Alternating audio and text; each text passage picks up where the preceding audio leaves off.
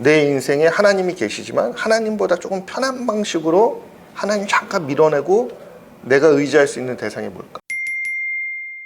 안녕하세요. 저희는 비바이컴의 은진쌤. 성우쌤입니다. 반갑습니다. 은진쌤, 네. 오늘은 우리가 그 여호수아서에서 다루었던 그 여호수아의 마지막 고백 부분 있잖아요. 네. 그걸 좀 얘기를 해봤으면 하는데, 그 여호수아서에 보면 이 백성들에게 너희가 하나님을 섬기기 원하지만 그게 어려울 거다. 그리고 가나안이나 너희들이 애굽에서 섬기던 애굽신에게 또 이제 그 끌려갈지 모른다. 그러나 나와 내 집은 그 여호와만을 섬기겠다라는 고백 있잖아요. 네. 그 은지 선생님 좋아하는 고백. 네. 예. 근데 그거 안에서 나타나는 그 몇 가지 이야기들을 좀 해봤으면 해요. 선생님 그 얘기를 너무 좋아하시잖아요. 그쵸, 좋아하죠. 예. 근데 어떤 면에서 좋아하시죠? 이제 죽기 직전을 앞두고 나와 내 집은 하나님만 섬기겠다. 그러니까 너희들도 결정해라. 이게 선포하는 게 맞아요. 너무 멋있었어요. 그렇죠. 네. 믿음에 대한 결단이죠. 네. 근데 저는 조금 의문이 있었어요. 왜 여호수아가 네. 그 백성들에게 너네가 하나님을 근데 섬기지 못할 때가 올 거라고 얘기를 했는가? 거짓 신과 애굽에서 섬기던 신들, 우상들에게 너희의 마음이 넘어갈지 모른다고 경고했는가? 이 부분이 사실은 되게 큰 어떤 충격이었어요. 왜냐하면 하나님을 경험했잖아요. 그쵸. 그리고 마지막 설교니까 승리한 상태잖아요. 네. 그런데 뭐라 그러냐면 너희가 그렇게 고백하는 그 하나님보다 우상에게 마음이 넘어갈 것이 그런 상황들이 나올 것이다 라고 가르치고 있는 게, 어떻게 우상이 하나님과 경쟁하지? 어떻게 우상이 하나님의 자리를 대신할 수 있는 상황이 되지? 그런 게 조금 헷갈렸던 것 같아요. 혹시 우상 경험해 본 적 있으세요?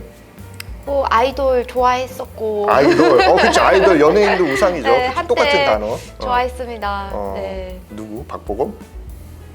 저는 소녀시대 그쪽. 여자가 여자를? 네. 오. 노래도 너무 좋고, 네, 어. 너무 덕질을 조금 했었죠. 그렇구나. 역시 그렇죠. 팬심은 여자들이 더 많은 것 같아요. 네.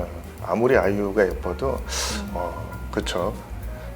얘기가 좀 딴 데로 갔지만 그래서 우상이라는 거, 저는 한국에서도 전통 문화 안에서 막 이렇게 무당들 섬기고 돼지머리에 절하고 이런 것들 많이 봤거든요. 근데 특히 기독교인들도 가끔 우상 숭배라고 얘기하면서도 돼지머리에 절하고 무당한테 점치러 가고, 맞아요. 그 다음에 뭐 아이들 이름을 받으러 장명소에 가고, 그 다음에 또 뭐라 그러지, 뭐 안 좋은 일이 있으면 친구들 데리고 갖고 타로 이렇게 연애운도 보고 뭐 어떻게 되냐 물어보는 것들을 많이 봤거든요. 네. 그 우상 숭배라는 게 아차하면 우리 삶에도 굉장히 가까운 어떤 접점을 갖고 있는 것 같아요. 선생님 혹시 그런 거 해봤어요? 저는 그 유튜브로 그 오늘의 운세, 타로 카드 뽑기 이런 게 유튜브에 언제 한번 그게 떴더라고요, 알고리즘에. 그래서 이거가 어떤 형식으로 이렇게 진행이 되는 건지 궁금해가지고 한 여러 번 봤었어요. 여러 번 봤었어요? 네. 직접 해보질 않고? 네, 직접 가서 그런 거 해보진 않았고. 나도 기억난다. 신문에 오늘의 운세 그 생일별로 뜨면 월별로 본 것 같긴 하다. 네. 네. 그런 게 사실은 우리 생활에 밀접하게 연관되어 있는 그리스도인들이 부지불식간에 넘어가는 우상 숭배가 아닐까라는 생각을 하거든요. 뭐 우상이라는 게 뭐 물질이 될 수도 있고, 그런 연예인 같이 예쁘고 잘생긴 사람들이 될 수도 있고, 뭐 명예가 될 수도 있고, 우리가 뭔가 가치를 집어넣는 게 우상이잖아요. 근데 저는 그 출애굽기 32장에 그 10계명을 기다리는 모세가 늦게 내려오니까 이스라엘 백성들이 우상을 만들었다라는 부분 안에서, 그게 출애굽기 32장에 나오거든요. 네. 되게 특이한 것들을 발견을 했어요. 그게 뭐냐면 하나님이 계셔요. 하나님을 기다리고 있었어요. 그러니까 하나님이 없어서 우상이 생긴 게 아니라는 거예요. 그런데 하나님이 계신 그 과정 속에서 내가 생각하는 것처럼 하나님이 반응이 없으니까, 늦게 내려오니까, 늦게 대답이 오니까, 그러면 우리가 우리의 신을 만들자가 우상의 시작이었다는 거죠.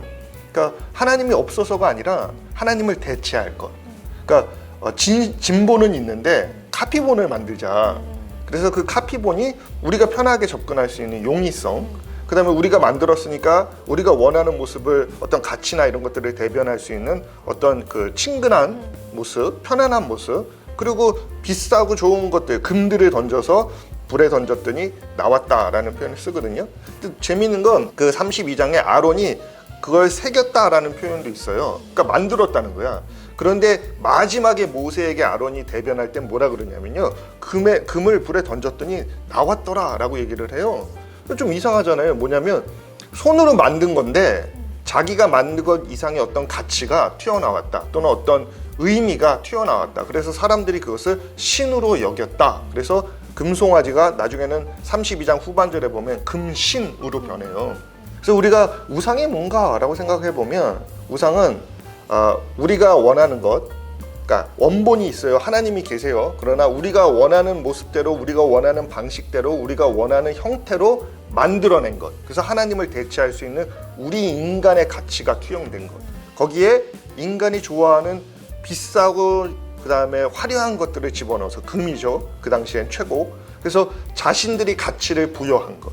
그리고 가치를 부여하고 좋다고 여긴 다음에 그것을 스스로가 믿을 만한 신으로 바꾼 것, 그것이 우상이더라라는 거예요. 그렇게 적용하니까요, 우상이 수도 없이 나오더라고요. 맞아요. 내 인생에 하나님이 계시지만 하나님보다 조금 편한 방식으로 하나님 잠깐 밀어내고 내가 의지할 수 있는 대상이 뭘까?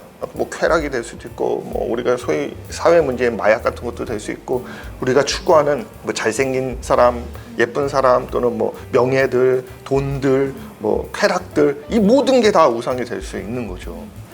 그러고 나니까 왜 우상에 넘어갈 수밖에 없을 거다라고 여호수아가 얘기했는가가 이해가 되는 거예요.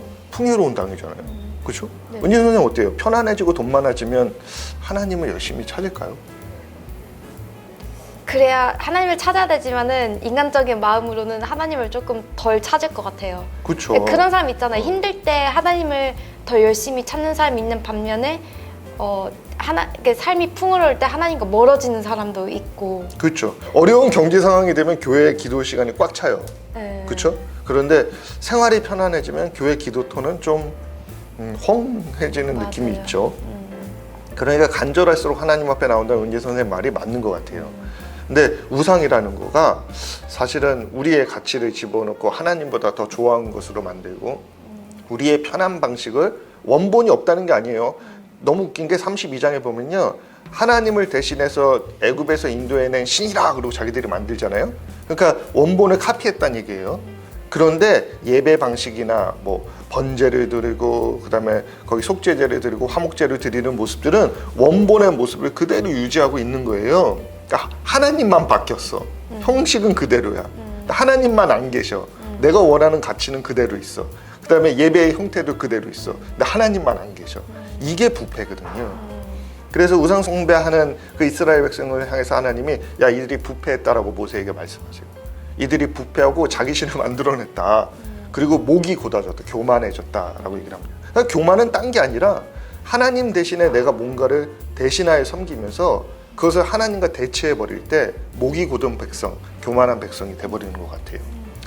우리가 그 여호수아가 그 백성들에게 야, 니네가 가나안 땅에 가서 풍요해지잖아? 돈 많아지잖아? 그 다음에 생활이 여유로워지잖아? 그럼 우상에게 갈 거야. 왜? 하나님 섬기는 거는 원칙이 있어야 되고 그분에 대한 관계가 있어야 되지만 우상은 네가 편한 대로 하면 되거든. 하나님의 자리에 딴 것을 갖다 놓고 네가 원하는 대로 하면 되거든. 그러니까 그 위험이 분명히 있어라고 경고한 어떤 여호수아의 지혜가 보인다라는 거죠. 사실 후반절로 가게 되면 우리가 잘 아는 대로 여호수아가 끝나자마자 어디로 가죠? 사사기로 사사기에 가죠. 사사기의 주제가 뭐죠? 왕이 없어서 사람들이 자기 원하는 대로 했더라. 맞습니다. 그러니까 사사기의 특징은요, 내가 원하는 방식대로, 우상 숭배가 똑같아요. 하나님이 없고 내가 원하는 방식대로 예배나 삶이나 종교나 모든 그 신앙의 가치들이 내가 원하는 대로 가는 방식을 추구한 삶, 그게 사사기 이야기거든요.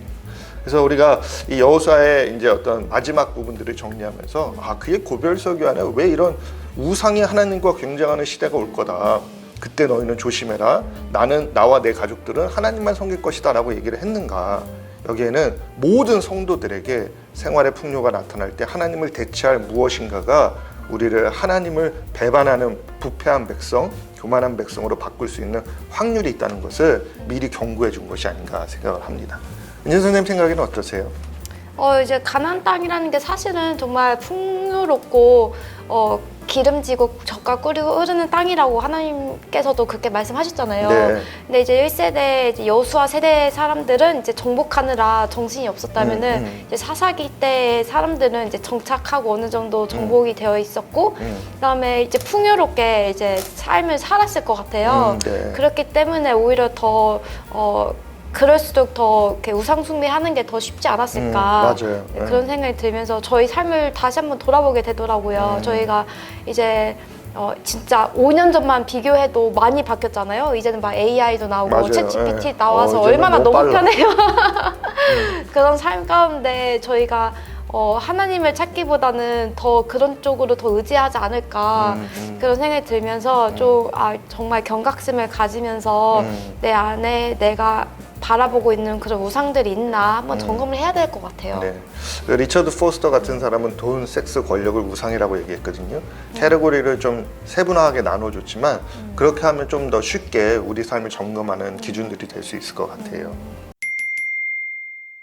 네, 그래서 여러분 안에 그런 우상들이 있다면은 하나님 앞에 회개하면서 다시 한번 여호와께 돌아가는 그런 시간이 되었으면 좋겠습니다. 감사합니다. 감사합니다.